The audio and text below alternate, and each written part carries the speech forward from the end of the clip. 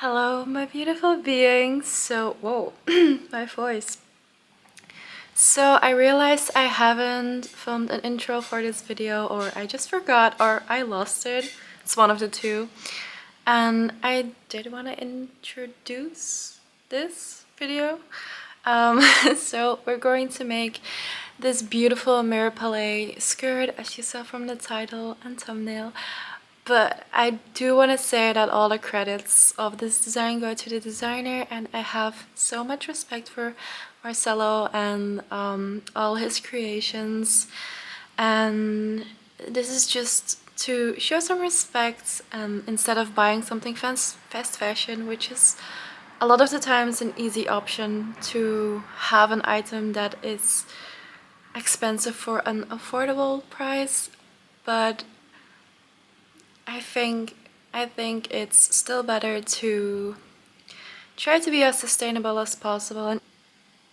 And even if this is not a skirt in your budget, because it's a skirt over 919 euros, I think making it yourself has so much more worth, because you put your own time and skills into it, and you will also learn new skills, maybe from learning how to sew, learning how to hem your items. I just think it has so much more worth if you can learn something from it as well, instead of just buying something really quick with a quality that's not good as well. So yeah, just wanted to say that real fast, and that's it.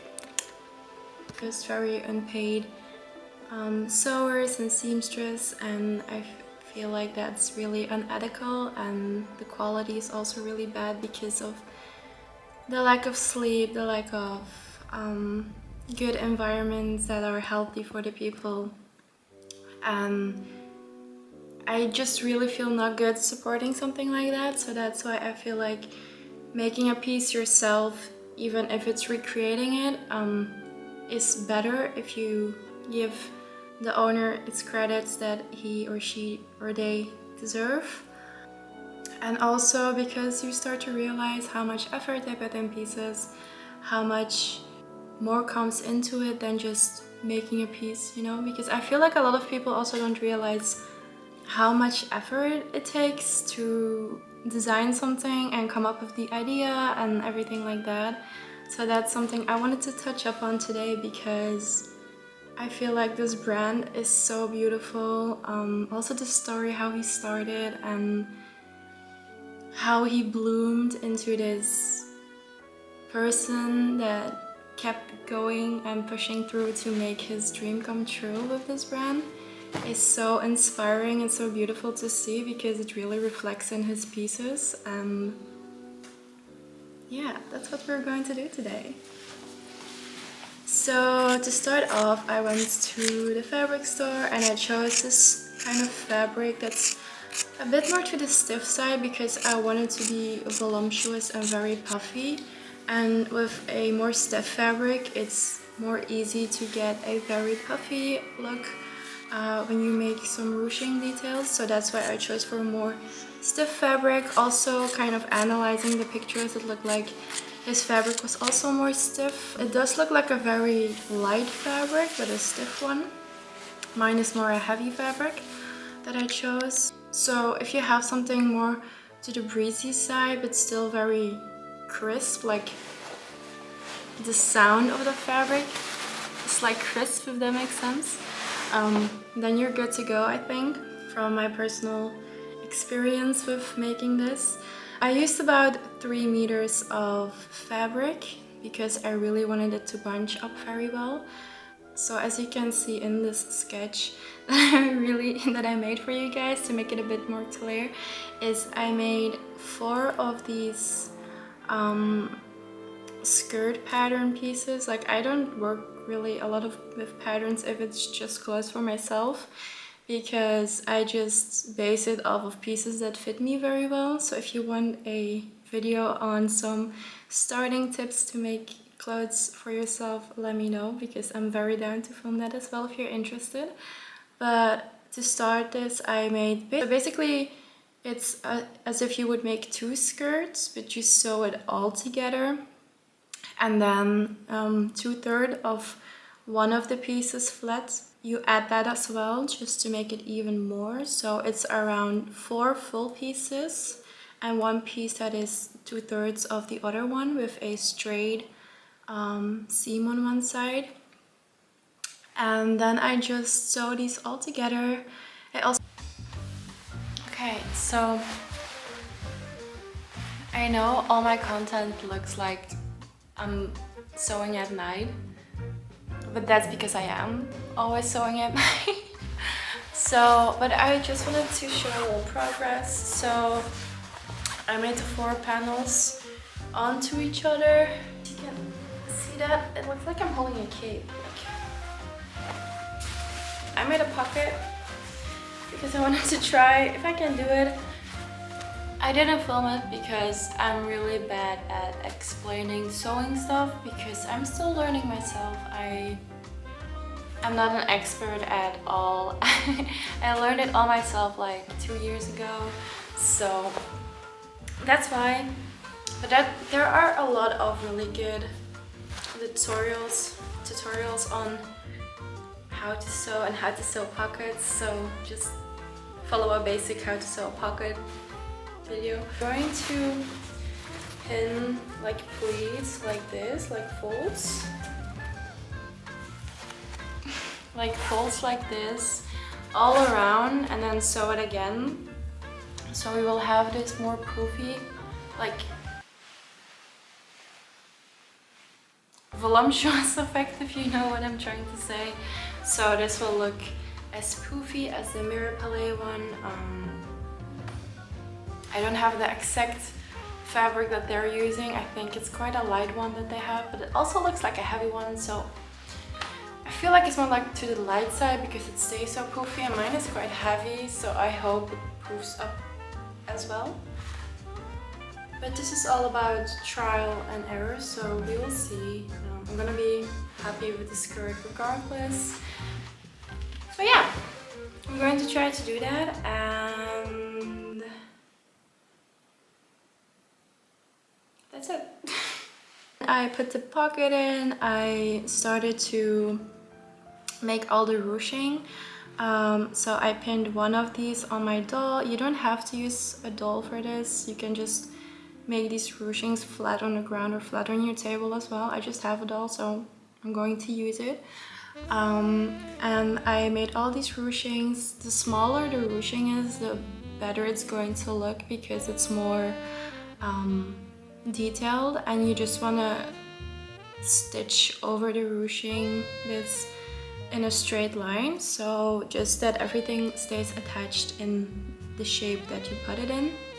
I also made my skirt very long, even a bit longer first, so if I needed to take something off, I could just do that afterwards when I was done with the skirt, just to be sure that I had enough. Then I also, from the scraps of the black fabric, I made the waistband. So I basically folded it in half, so I made double the size of the thickness that I needed, and then I folded it in half and sewed the upper part already. And guys, I think I did it. I think I actually fucking did it. Like,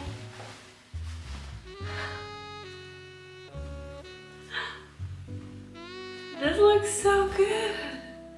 And then it's gonna have this slit here, you see, and where's the pocket? It has a pocket here, just like the real one. I'm so happy. I still have to cut the bottom because this is really long, and I made it purposely too long just in case it was going to be too short, and I still have to make the lower edge as well, so that's why. And the one on the picture was really long, and I was thinking of if I wanted to keep it that way as well, but I am going to, with me posing here like that, but I am going to make it a bit shorter because I do want to just wear it out too with cute clothes. I feel like a little princess. And I'm going to attach this as a waistband as well. So what I'm going to do is I'm going to fold this double so the upper side is really clean, and then I'm going to sew it on top of this. So these edges are all going to be really sleek like this. And then I'm also going to add some buttons on the side so I can open it and close it with the buttons. Oh, and my light died. I was doubting if I could do this, but now I'm having a really good feeling about it and I'm so excited. We're going on. So after that, I started by seaming all the sides to make it look very clean. So I basically double folded every seam to make it very crisp and clean from the inside out too. And then I added these buttons on the last that I hand stitched on there. I have silver ones and black ones. I'm thinking of just painting them black, so I also have black buttons to not be so visible, because I feel like the black buttons look better because it's not as visible. And I also want a few more down my thigh because I only put them on top for this video, because I didn't have the right buttons yet, so that's why. And then I just attached the buttons and it just fitted perfectly. So I also drew lines of where to make the holes for the buttons as well, so they line up perfectly. And that's it. But I also wanted to talk about the cost of materials that I had to make, since this dress is over $900, which looks insanely much, and I get that if you've just figured out the brand and you're going on their website looking for the skirt and you realize the price. But keep in mind, it's a slow fashion brand. They really take good care of their seamstresses. They have people they have people that they have to pay well.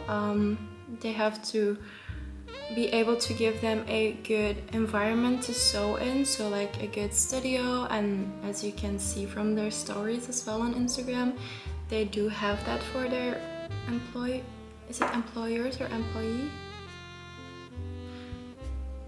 You know what I mean. English is not my first language. So they have that already. They have the cost of the fabric, which, seeing their stories, I know that they use a lot of vintage fabrics that they can remake or just reorder, if that makes sense. So the pieces are already more limited than you would think they are. And also vintage fabrics are very high in quality. 9 out of the 10 times it's even more, like I want to say 3 times better quality than the fabrics nowadays, which sounds insane, but it really is, because back then they were about quality and not quantity, if that makes sense. And then they also have the time of designing the piece, so all the trial and errors of making the first samples, the sketching part, the brainstorming part, it all takes time as well. And you have to take that in consideration, that also takes a lot of time, which also means quite some budget that goes into it. I also looked up like the average wage of a fashion designer is around $30 per hour, which, so if you think that in consideration, if people are paid the way they should be paid, it's quite some money, because it's not a fast fashion brand. And that's why I do understand the price of the skirt, because I'm just me making the skirt, but a brand has people they have to pay. They have other costs like the building, the fabrics, the materials, the machines that they use. So I just wanted to make this video also to show some respect for the designer, because if I had the money to spend on the skirt just like that, I would have bought it, but I saw on the website that it was so much and it's out of my price range, so for the moment. So I wanted to make it myself, just to put also my hard work in it. to show some respect to the designer of I'm not supporting a fast fashion brand that is just copying his designs, because he also has like a little story on his Instagram of how he started mirrorpalais, and it's so beautiful to see how he started from scratch with fear and anxiety of not knowing if it's going to work out, but he really pushed through, and you can see that he is thriving right now. His pieces are so beautiful and romantic looking, and it's so inspiring to see people really follow their dreams and making it happen. And yeah, I just wanted to share that. I hope you guys also like how mine turned out, because I feel like it's pretty accurate, at least I think, and I'm really happy with the skirt, and I know I'm going to wear it a lot. So I feel like if you really love this skirt and you would have bought it yourself from the website, I feel like it's worth the price, because it's a timeless piece that would be in for years and would always come back in style, if that makes sense, because they are so classic and feminine pieces. But yeah, this was kind of my ranty how I made this skirt of mirrorpalais. I have it laying here with me. It's my new prized possession because I feel like it's so pretty. If you guys would like me to make something of another brand, because I have a few different ideas still, let me know, or a specific piece of a brand, so I can try to remake that as well and show you guys the process.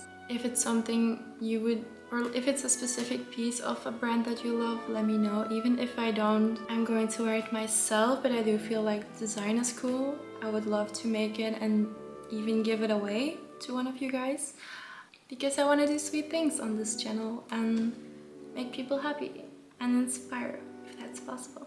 So I see you guys where we next hang out, and thank you for all the sweet comments and to support me. It really warms my heart and means a lot to me. So yeah.